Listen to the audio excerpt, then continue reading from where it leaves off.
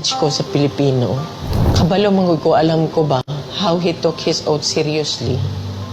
Gihimo niya ang tanan para sa Pilipino. Gusto niya may maayos na buhay ang bawat Pilipino. Gi-make sure niya na ang mga tao maka-avail sa medical assistance when he was president.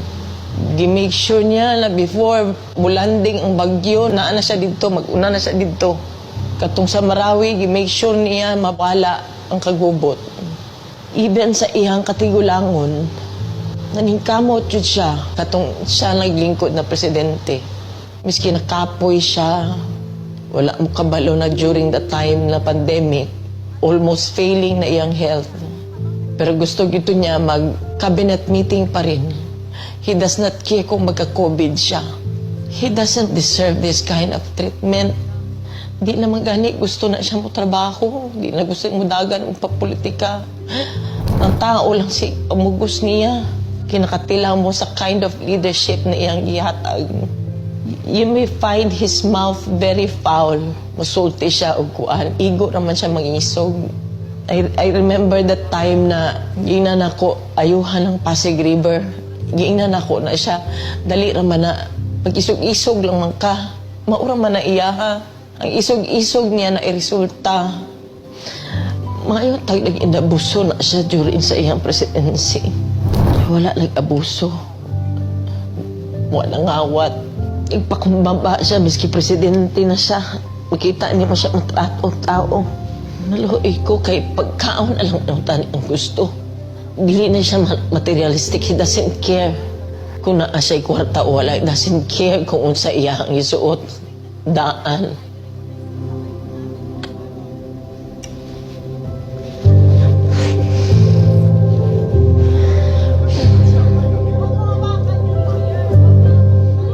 Wala ko kapalong sa akong pagtabang. Kasi kaluoy na lang unta. Kaluoy na lang. Abuso. Grabe. Abuso. So, simple lang ay yung gusto. Deprive pag yun ninyo.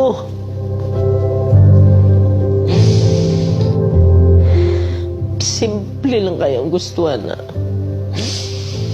I-deprive, miskin gipatay na unta ni mo siya. Dito. I-kidnap ninyo. May 80 years old na guna siya. Kabalo mo ko sa iyang health. Wala tanan.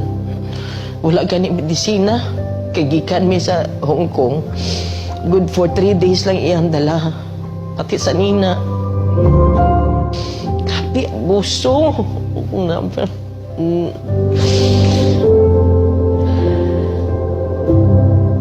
Grabe. Wala man na siya ni trigger o pusil. Maski isa. Wala man na siya gi-pusil. Wala man na siya gidunggab. Ilang accusations 9 kabuo. Asa man ang 9. Wala maganin niya magkiti. Siguro ng 9 na gina-accuse siya.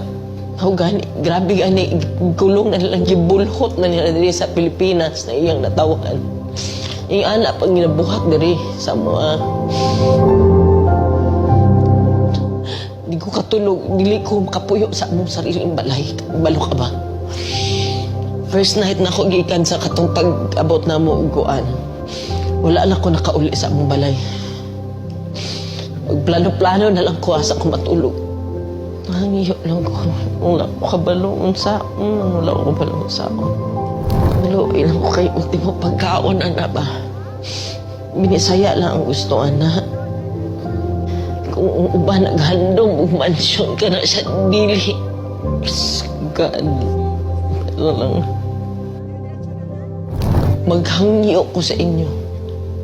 Di ta mo undang, ato di siya bubalik. Ayaw yun mo undang, di ta mo undang. Please continue to pray for him. And for us, nga maunsa na mo ni. Tabang, Pilipino, tabang.